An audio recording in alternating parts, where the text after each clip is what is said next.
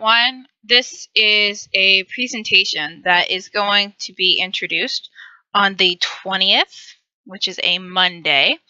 25% of you guys will be gone for this, so I highly recommend that you watch it. Or if you're confused at any point of the presentation and wish to review it, this will be obviously available to you. Now, this will be kind of quick because, for one, there's no students here to answer questions. And two, I already recorded this and found out that my recording system that I'm using had my mute muted. So I will be doing this probably a little bit faster than the previous one. So this project is going to be the combination of two artists. One is Vincent van Gogh and the other is Andy Warhol. When you combine these two men's styles on your painting, you're also going to create an unconventional canvas. Right now, it's already a little unconventional, but I want you to tweak it more.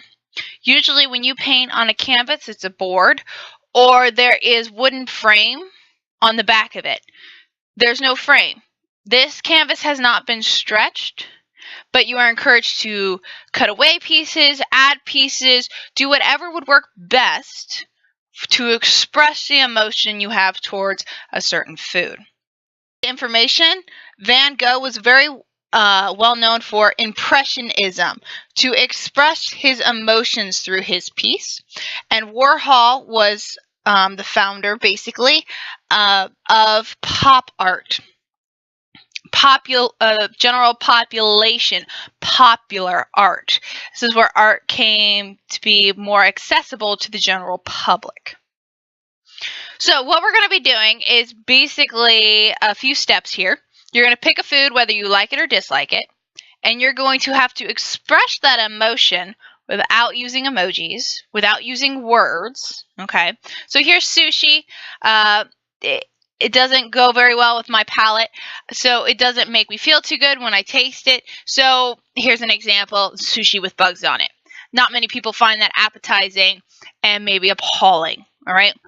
Food you'd like or dislike, figure out what the symbols you need for it, plan it out on an unconventional canvas, and begin to paint. Though there are some other requirements that we're going to go over here. One is complementary colors, that is spelled wrong. Of art, principle of design, and symbolisms. We already kind of talked about symbolisms on how to express your emotion.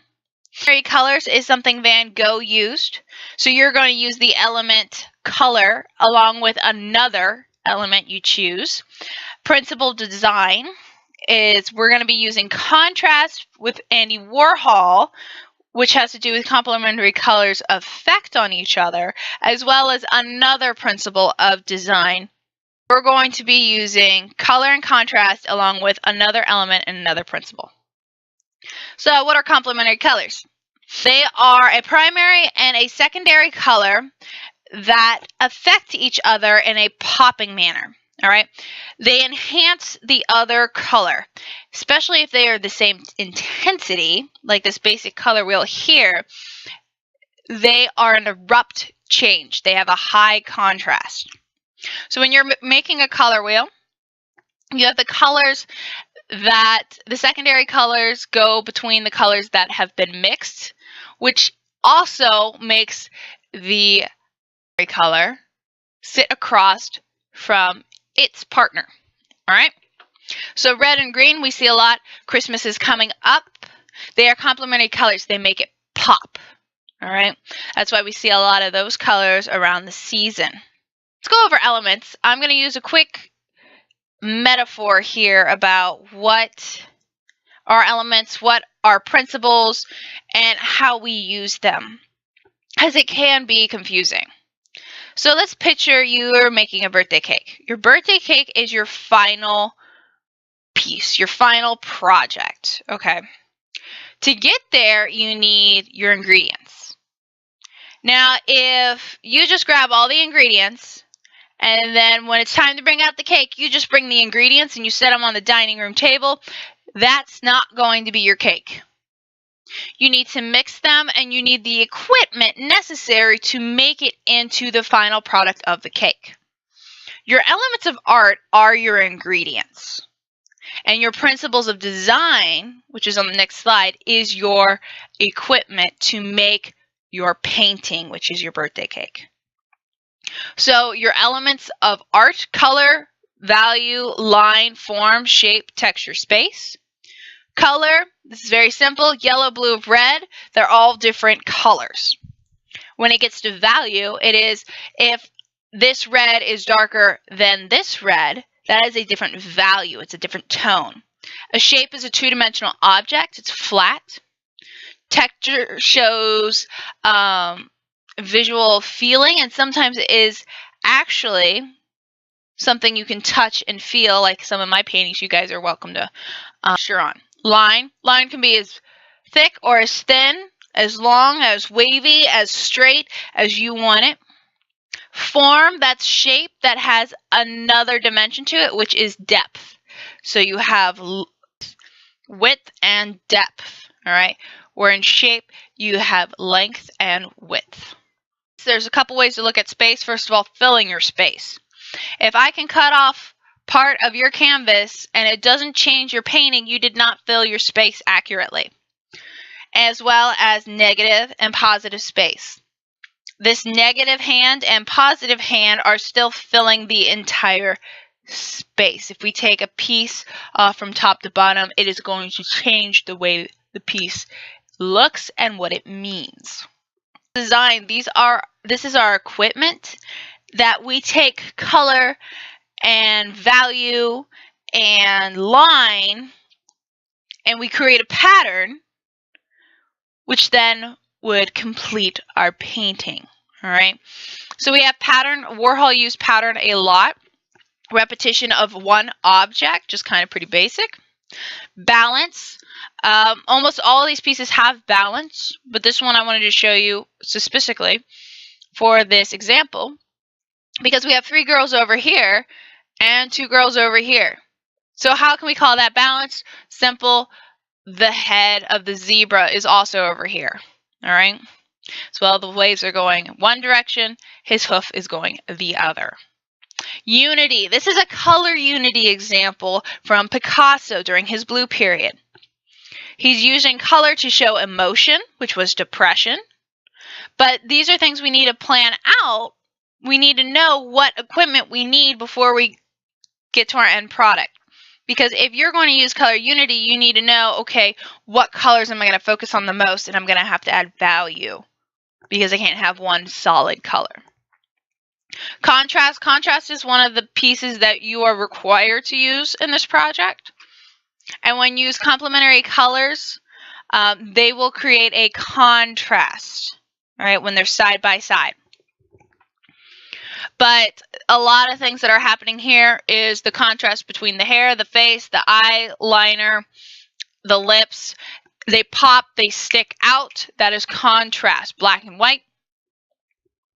Movement, we can see movement here with the waves. Our eye travels around the painting. Emphasis was the thing you see the most, the chicken. Okay. Emphasis can also be described as point of interest or focal point. It's the part that we look to the most. So that painter wants that chicken to be the most important thing in there. Although the rest of the work is important, and it is a balanced picture for something so massive at the top of his painting, everything kind of, it emphasizes, it expresses the one object in the piece. The last one is rhythm. I kind of want to talk about really quick. A lot of people say, well, this isn't music class. Why is that in here? Art is what it is. What rhythm is, though, is kind of a mix of 2 principles. You have pattern and movement. When you have movement with a pattern, that is rhythm. All right, so we have our patterns of our lines here along with the movement. These are some of my examples of unconventional canvases. Number 1 was a piece that was never completed about my disabilities. And it is one canvas 15 times to create this massive painting. All right. So that was one way of using Canvases in an unconventional way to create one big canvas. 2 was my senior project for college. It is actually a book. There is no framing in it whatsoever, but it is 100% a painting. And there are, I think, 8 pages. I don't remember. That will be available in class for you to see. Number 3 is not a painting, but I want you to see how I did use the canvas, because this is canvas, and in the background where her head is gesso, so it could have been painted on. I used the canvas to create her own coffin or body bag. The body is made out of yarn. And then 4 was more of a timed piece. I had a lot of my past experiences on canvas. I nailed them together. I had a ceremony of melting wax and then covered it up, almost starting fresh, a clean slate. There are multiple ways to use canvas. I am leaning towards more unframed work now. Number 1 and number 4 were my first unconventional pieces, followed by 3 and 2. You're going to have to make unconventional canvases with your cloth canvas. About complementary colors and Van Gogh here for a little bit, because you are required to use complementary colors with Van Gogh's style of use of them. You don't have to paint like him, but the way he used complementary colors is required in your work. So we have sunflowers. When you stand back, it's just a lot of live and done dead yellow sunflowers. No big deal. But it looks great. And when you get closer, this little bit of detail is what makes the piece successful. Of this piece is yellow, but has highlights of tinted red. Colors there and there that makes the piece pop and doesn't get lost in the mix of sunflowers. This red right here has been painted over with yellow. This red was on top of the yellow. Both ways are successful. This is more of an abstract face that he did. Background is one of the things I want you to notice here, because you have to have difference between your objects and your background. Although the jacket is blue and the background is blue, there is a difference. And I believe mainly of that difference is, other than the rhythm of the background, the highlights of orange. The highlights of red in his eyes and the shadowing of green around his face. This is more subtle, like the sunflowers. You have a lot of green going on and a lot of movement and balance. But when you get closer, you see that the highlight of red is in the white cloud. It plays off of the greens. This was an earlier piece of himself, another self-portrait that is more detailed than the previous one. Again, notice the background of different values of complementary colors. As well as when we get close to his face, we see his red beard with the tiniest highlights of green underneath them, as the green in his eyebrows and around his eyes. How Van Gogh used color, let's talk about how Warhol used contrast and repetition, pattern. This work is obviously a pattern repeated over and over and over. The more you see something over and over, you become desensitized. Warhol focused on desensitization during his time. There's a lot of us who can watch scary movies because we've seen them over and over, versus those who have not seen them as much tend to feel that they are more frightening than somebody who watches them on a daily basis. Warhol was trying to get to the point that our world was becoming desensitized. He did a car crash series and repeated the car crash over and over and over to the point where there was no feeling. As well as doing things related with mass production. That's when food started to produce more and large quantities for the general public.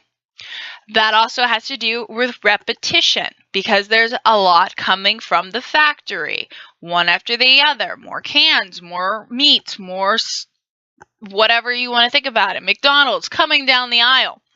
All right, so he focused on mass production and desensitization, and he did that with high contrast and repetition.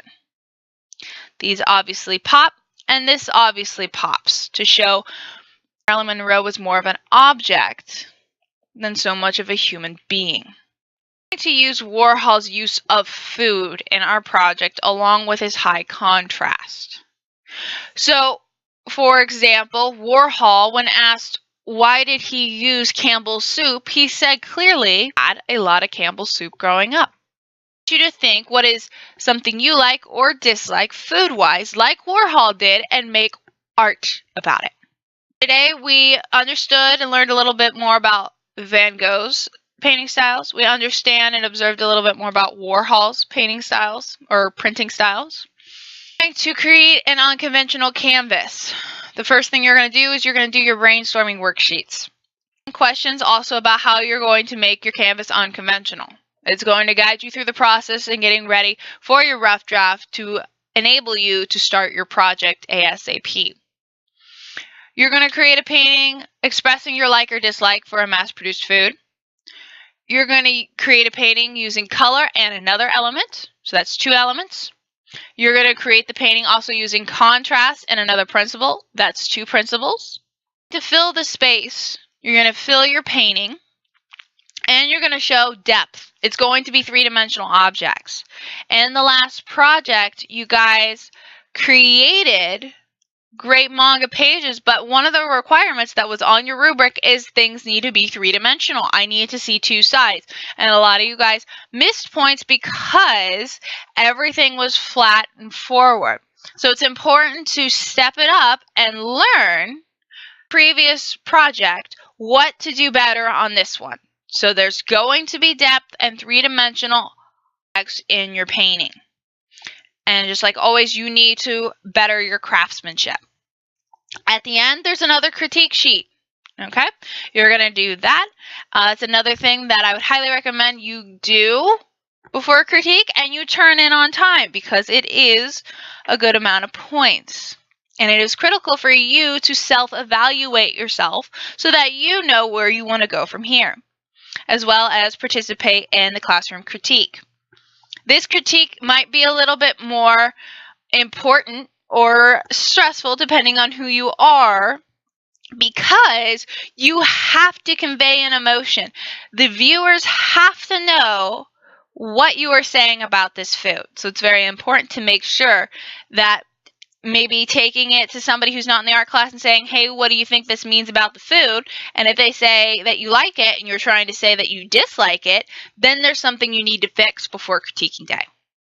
Because that is the main point of this project, is getting your point across and learning how to express yourself. All right? So if you have any questions, ask me in class. If you have any questions, obviously, when I'm not there anymore, ask your teacher. And I will see you soon. Have a good day.